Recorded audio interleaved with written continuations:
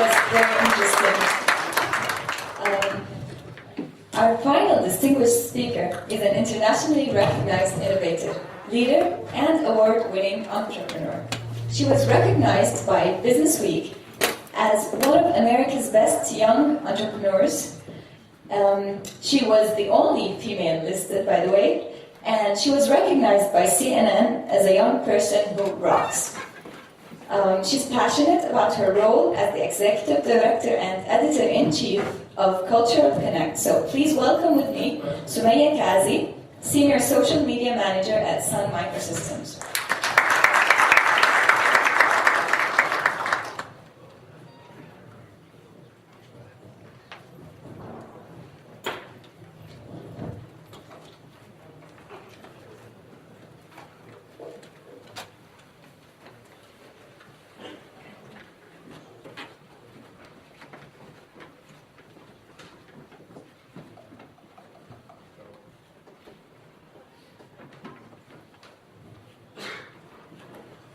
Assalamu alaikum. First, I want to just say thank you for having me. I want to say congratulations to Guy and ArabCrunch demo. This is his first event, the launch of this event. It's very exciting to be a part of it. I'd also like to thank QRCE and DART. Investing in these types of conferences and events are so essential. I'm from Silicon Valley, so I know the importance of these types of events. And I also want to just thank my mom. I just realized while I was sitting next to her that she was in my presence the first time I did a speech, which was when I was 11. So this year marks our 15th anniversary of me doing speeches. So she flew all the way from Los Angeles to be with me here today, so I wanted to thank her as well. So thank you guys for being here. I know I'm the last one here, so hang in there for a little bit more. And to everyone that's watching live on Ustream, if you have any questions at any point, find me on Twitter or send me an email. So let's get started. I'm here to talk about the young and the driven. It's about young success, and I'll tell you a little bit more about why I'm here to talk about it. So I know that Khaled had asked this question earlier, but I was in the front row, so I didn't get to see. How many in here are students currently? Okay, how many have actually started a startup? Okay, and how many are wanting to start a startup? Okay, great. So now, who am I, and what am I doing here? As you can tell by my accent, I'm not from here. I am Bangladeshi American, and I live in San Francisco. I attended the University of California, Berkeley, which you may or may not have heard of it. It's the top public institution in the US. And I was fortunate to get my degree there and study business with a concentration in marketing and strategic planning. After that, I started working at Sun Microsystems, and in fact, I am still at Sun Microsystems. So I'm going on my 4th year this year. I actually love my job. I'm a senior social media manager at Sun Microsystems, and it's a very new role within the company and within most Fortune 500 companies right now.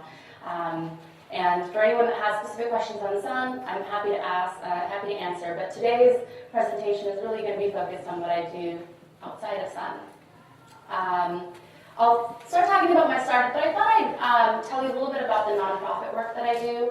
There's an organization in Silicon Valley called BUILD, which stands for Businesses United in Investing, Lending, and Development. It's a very long acronym, but it's a fantastic organization. It's a nonprofit. Essentially what I do is I work with middle school and high school students, so ages 14 to 17, and helping them start a business. 14-year-olds in this program write a business plan. They're introduced to business concepts, and they work with mentors from big companies like Google and Cisco and Sun Microsystems and anyone else that's interested. And we actually help them help them with their ideas for business. We help them write a business plan, and then we go to Stanford Business School and do a case competition against other students that are also in the program. At the end of the case competition, there's winners of the written business plan competition, and then also winners for the presentation part of it. It's an incubator, so these students now go into the program, they run their business, they have a venture capital advisor, and every profit that they make in their business, they profit themselves. It does not go back to the nonprofit. Now, the reason why the program is in place is to actually heighten education. So the schools that we work in have a very, very low graduation rate. They have families that are very poor, they don't have education, they're underprivileged, under-resourced. So to get young students excited about entrepreneurship actually excites them to want to do better in school, to maintain their grade point averages, and to actually go into college. So since the nonprofit's been around for 5 years, there's a 100% graduation rate, which we're very proud of. So this is why I'm here. I'm talking about my startup, which is the Cultural Connect. I first want to say that I never considered myself an entrepreneur. I had no plans to become an entrepreneur. It kind of just happened. And it happened not because I thought it would be cool to do. It was because I was very frustrated and upset with how media worked. So really, my company came out of several frustrations. 3 to be exact. One was on just media and young people. Every time I turned to Business Week, to CNN, to New York Times, to any of these publications 3 or 4 years ago, I never saw a young face in the news, unless it was a bazillionaire. At the time, it was the co-founder of MySpace, and now it's the Facebook CEO. But I pride myself on surrounding myself around really ambitious, really amazing young people, and I personally think that they are some of the trendsetters in various industries. And I thought I would love to be inspired and to learn more about what these young people are doing. And you don't see that in the press. The second frustration was on a nonprofit level. If you turn to the news, at least in the US, I can't speak for anywhere else, you don't really read about nonprofits in the news unless there's some kind of financial or natural disaster. It's never there. And then on top of that, you don't even hear about the great work that's being done, all that sacrifice, all the hard work, the not so great paychecks, everything that goes into making this world a better place. And the third frustration was on a cultural level. So, and it's 2-part. I went to UC Berkeley, and there was a very strong South Asian community, a very strong Muslim community. And then as soon as I graduated, those communities kind of disappeared. Now I'm in a corporate company, I'm with some of my old school friends, but the community wasn't there. And I miss being able to connect with people that were from a similar background. Additionally, on a cultural level, I grew up in a community that believed that success was defined by being a doctor, being a lawyer, or being an engineer. And yeah, everyone's nodding their head, yes, it sounds familiar. And I was doing marketing, and I loved my career, and I considered myself ambitious, and I consider other people that were entrepreneurs, or comedians, or in the nonprofit field to be equally as ambitious and talented. And so those are my frustrations. So basically one day I thought the best way to combat these frustrations is to do something about it. So I came up with an idea of creating a media destination with having no idea what I was doing. Called up a friend. He was interested. He called up a friend who was a developer. He was interested. And we were all in different states in the US. And basically 2 weeks later, we launched the idea. No business plan, no clue what we were doing, no idea, what we were getting ourselves into. So almost 3.5 years later, what we've become is the Cultural Connect. Google signed on as their #1 client, so Google has pods all over their campuses, and they've expanded internationally, and they're doing very well. So that's Arshad Chaudhry's story, and you can check out his website at metronuts.com.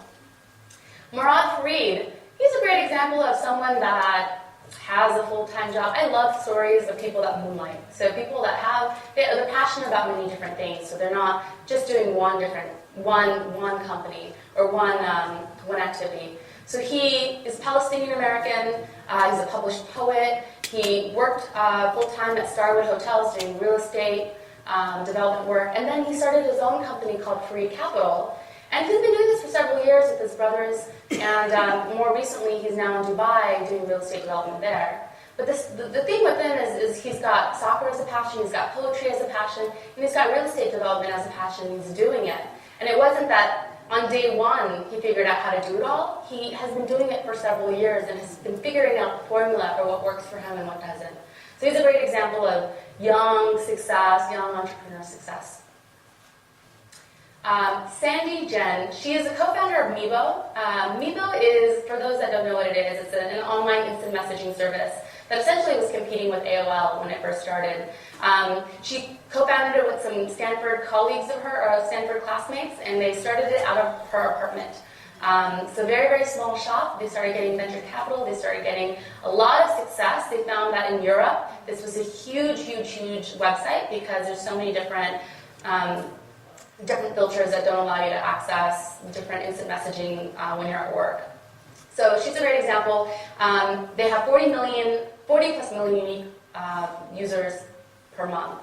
And they continuously win a lot of awards because it's so open, it's free, and it's available. And again, another example of young success. And finally, Gurbaksh Chahal. He's probably a 1 in a million case, but I thought I'd share. He lives in San Francisco. He started his first company at the age of 16.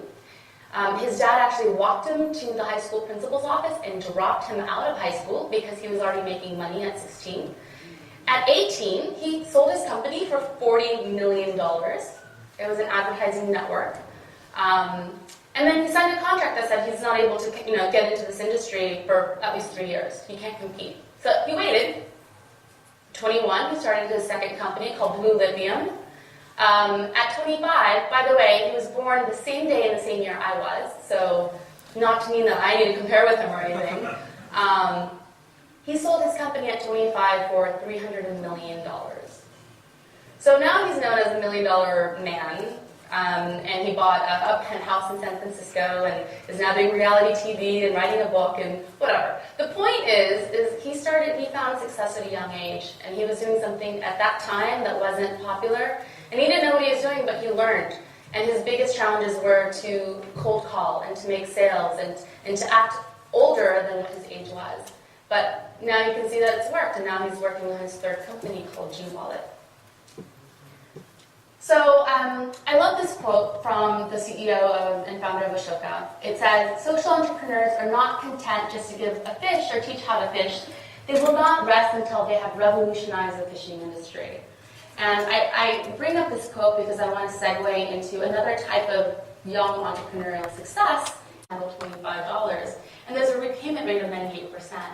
So because of the online platform and connecting with the microfinance model, they were able to get $61 million in loans from 450,000 lenders that served 87,000 loans, which is fantastic. It's great. Also, for those that are on Facebook, you may have seen an application called Causes. So the guy that started Causes is Joe Green. He started it with the guy that started Napster, which was the first peer-to-peer music file sharing network, Sean Parker. And they teamed up. They were all like Harvard, buddies. Same with the founder of Facebook. And he had a background in politics, and he created a social network around getting youth and getting people involved in politics. He took that same model and he applied it to micro-philanthropy. And he said, if we have a platform like Facebook, we have an opportunity to connect basically young people to causes that matter. So it's just an application. It's not even a full company. It's not, they have headquarters, but it's called Causes, and it was originally called Project Agape. So now they have 17.5 million monthly uniques. Over 155,000 causes joined. 32,000 of those causes are unique nonprofits. $4.5 million raised. And 90,000 unique donors. And so, and you see that the donor amount is $45. That's the average. It's very minimal in terms of what you normally think of philanthropy. So I wanted to share this story because I think it's also inspired a new generation of entrepreneurs and social entrepreneurs. Okay, so I've participated in so many interviews. Our team has done 800 interviews. And every single interview we ask, what have you learned? What are things that you read? What are characteristics that describe you? What are things that I can take away? So we're all active learners in all of this. And so these are things that I thought I'd share with what I've learned. And it echoes what Irv, did I pronounce that correct? Okay, close enough. What he's been saying. It's about really staying true to the type of work that you're really interested in, and being passionate about it, but also being level-headed and working with other people that are like-minded. So I would say my first tip would be surround yourself with people that are smarter than yourself, because it will only breed success. I know some people that like to be the smartest one in the room, and that makes them happy. I would not do that. I would rather sit in a room of people that were smarter, even if it intimidated me, because I know that I'm going to walk away from that room with some more knowledge, some more curiosity, some more something. I know a lot of people that sit on some amazing ideas. They share these ideas and they're fantastic. What a lot of people do is that they sit on them and they don't do something with it because they don't know what the first step is, they're nervous about it, they don't really know how to move forward. And the biggest suggestion with that, I would say, is to take that idea and share it with even one person, with your family, with a network of friends. You'd be surprised what kind of feedback you get. That's how Cultural Connect started. I shopped that idea, and I got a lot of critique, and I got a lot of recommendations, and that's what made the company, I think, do well at the very beginning. Focus on what you have instead of what you don't, especially with young people that don't have a lot of money and don't have a lot of whatever. If you focus on the time and the investment and the people and your networks and the passion and the fact that you want to see something through, a lot of people do fail, but you can't look at it as a failure if you're continuing to learn from it, and you start another business and you start another one that you're actually evolving and growing until you really hit what you're excited about and what works. Network like crazy. So every opportunity I get, I'm networking. We've done 800 interviews. I'm not done. So any opportunities I get to connect with the audience, to connect with people online, to listen to ideas, to share ideas, to pass along ideas, I'm happy to be there, and I'm happy to connect and do it as well. Innovate, innovate, innovate. So you may have a business idea, and it may work on day one, but it's going to evolve. It's going to keep changing, and you have to keep thinking of fresh ideas that go along with your company. I'm not saying start 10 different businesses, but new features, new functionality, new technology, new ways of doing things, new audiences. There's always an opportunity to really think outside the box and do something interesting and innovative. Ambition, energy, and humility. So I believe that you need to have enough ambition and enough energy to run the startup and to get through the startup, but you also need to have humility to understand that there is rejection that comes with entrepreneurship. And it's not easy and it's not fun, but it's there, and if you can understand that, then you will get through what might seem difficult times.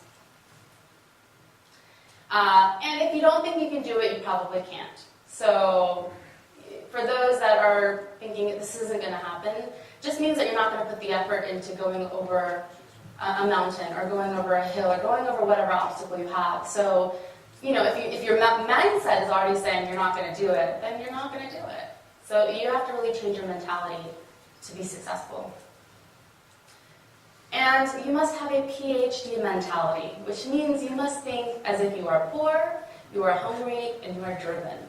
Because it's not about how much money you have, it's about how you implement it, how hard you want it, how much you try, the types of connections you have, and you have to be able to make the most out of very little. And even if you have a lot, you still have to think strategically. It's not always about, taking the $20,000 travel expense budget or, doing all that kind of stuff. It's about how can you make the biggest bang for your buck, and how do you really expand your company in a meaningful way. I had another bullet point up here, and I actually removed it. It's a saying that I tell my friends all the time. There's a rumor, there's a common myth that I don't sleep, and I do. But many of my friends, and I don't think my parents believe that. And so to them, I say sleep is for the weak. So, and I'm not trying to say that people that sleep are weak. I'm not saying that at all. But my mindset is that if I'm really excited about an idea, I'm not thinking about sleep. I'm thinking about how to push the idea forward. And I don't look at it as work. It's a very natural progression. When people say, what do you do for work? I don't tell them I work because my job at Sun is fun. And what I do on the side with Cultural Connect and my other projects are fun. I'm excited. I'm energized. And sure, there are long hours and long days, and I may get tired, but I'm always excited and happy. And I think that's the feeling that you want to have when you're starting a product or a service or a company. So, and the next two slides are just for people that are looking to startups or looking at web services or looking to just even have a presence. These are just some free tools that I've used. Google Apps is an application form that you can use to get free email, free company email. Google Documents is great, so you can share documents virtually with anyone. Domains for cheap at Yahoo. WordPress is a great blogging platform. It's very easy to use, very easy to customize. And Elance, I think the biggest thing that I see, especially in Silicon Valley, is not having the budget to hire a developer or a programmer. And Elance allows you to put out your idea and people bid for the project, and you can get pretty easy help quickly. Advertising can be free. You can use Facebook, which is how Cultural Connect, initially after the viral marketing part of everything, we went to Facebook and created groups and pages and got a lot of new audience members from there. And I read so many different articles every day. I'm always hooked on TechCrunch and Mashable and Center Networks. I think it's great that we have ArabCrunch. The articles are very insightful on what startups are doing in this region.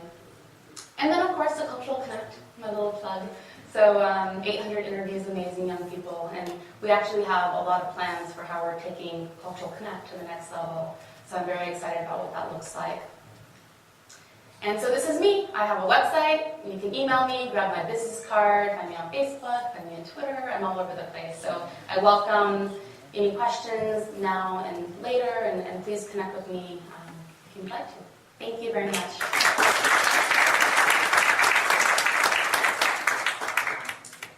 Any questions for Sumaya? Are you married? I'm not. But they do say that the best time to start a startup is when you're not married or have kids, because you don't have those obligations. But I've been in startup mode for 3 years, so times will change one day.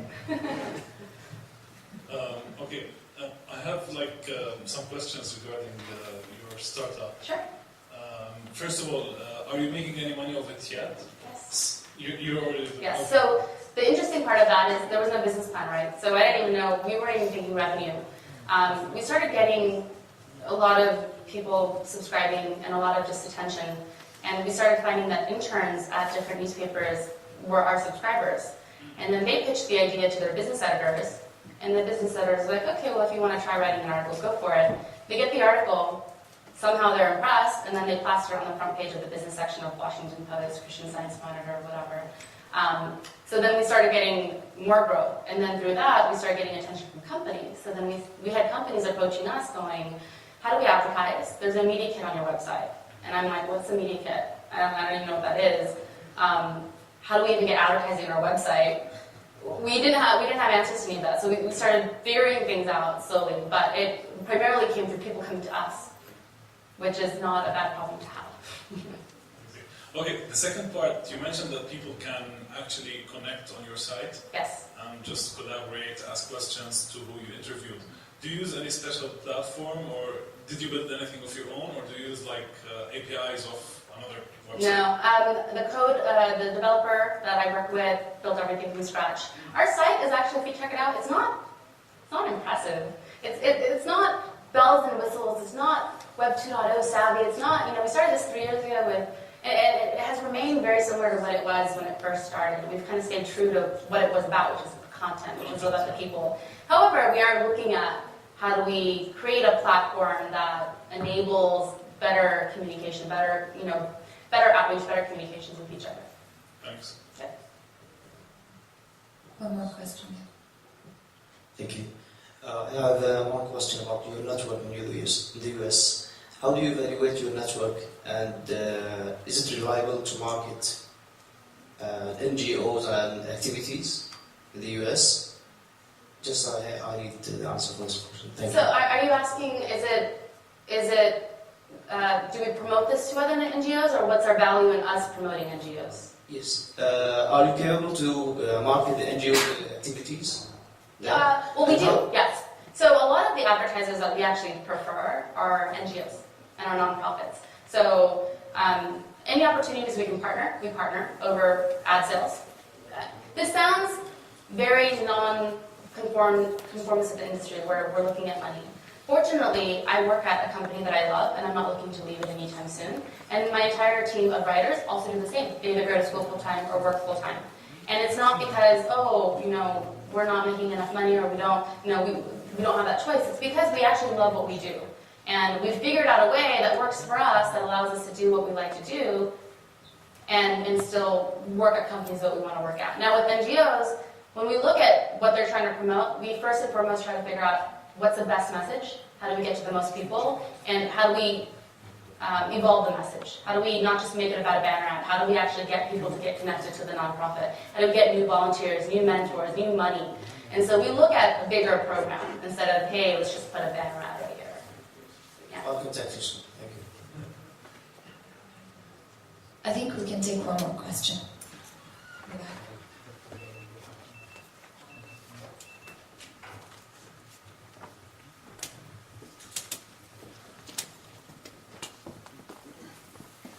I think the story is really impressive, and I think you've done a wonderful job, honestly. One of the challenges I find, and even looking at the case studies, is a lot of the shining stars you see out there don't shine brightly, within the broader picture. They're harder to find. How do you find, what process do you have that helps you find these, whether they're business entrepreneurs or social entrepreneurs? How do you find these stories so that they're not just the mainstream stories, but really something that's a lot deeper? That's a great question. And it's interesting because they come from various different sources. Some of them, initially came from our own network. So my theory is if I know someone that's ambitious and really just making changes in whatever industry they're in, they know at least a handful of people that also are doing the same thing. So initially, our network grew that way. And to the naysayers that said, okay, you're not going to be able to make this weekly, the Basic Connect magazine, the first one, has an editorial calendar that we can't keep up with, 6 months out. Which means by the time we get to publish the interview, it's already outdated, because these young people rock, and therefore they're changing, and new milestones, and new businesses, and everything. So we have to redo the interview by the time we get to them. And so that's the problem that we're facing with, which is a good problem to have. We also like to go outside the network, and so we will promote it on different, like on Facebook, we'll say, hey, do you know someone? We have people that contribute. When they're readers, they think, oh, my sister, oh, my cousin, oh, my friend, my coworker, my colleague. So it's all user-generated recommendations. But, we do find the people in the cubicles, and we find people, most importantly, that don't feel like they need to be recognized, or they don't feel like, I haven't been in the industry 20 years, I'm not an industry leader. And in fact, they are if they look at the bigger picture. And by shining a spotlight on them, it allows other people to go, oh my goodness, I had no idea that you were doing this, and let me connect with you because I'm trying to do something similar, let's partner. And so then those networks keep growing, and the ideas keep growing, and the inspiration keeps spreading. So thank you. Thank you very much. Thank you very much. This was truly inspiring. I will leave the microphone for Raid Sakr once again. To wrap it up, I forgot to say something. Many thanks to the art team and Green Rania Center for entrepreneurship, for the partnership with ArabCrunch in this event. They did a great job. Especially I would like to thank Al-Musharrif Mohammed Kilani and the best guy Mohammed Khawaja, and all the QRCE and DAR team. And again, I would like to thank our sponsors, especially Umar Timina. And again, we haven't announced a special date for the next ArabCrunch demo. It might be next September, we're not sure. But we are considering applicants to demo at the event, to launch at the event. So if you have a startup and you think you can develop it as soon as possible, like in a few months' time, or you know someone who's starting a startup and it's going to be available in a few months' time, let us know. Submit an application to the website of the event, and we will do an evaluation. And if you are a startup, we let you demonstrate for free. Thank you very much, and thank you all for coming. I hope you enjoyed it, and take care.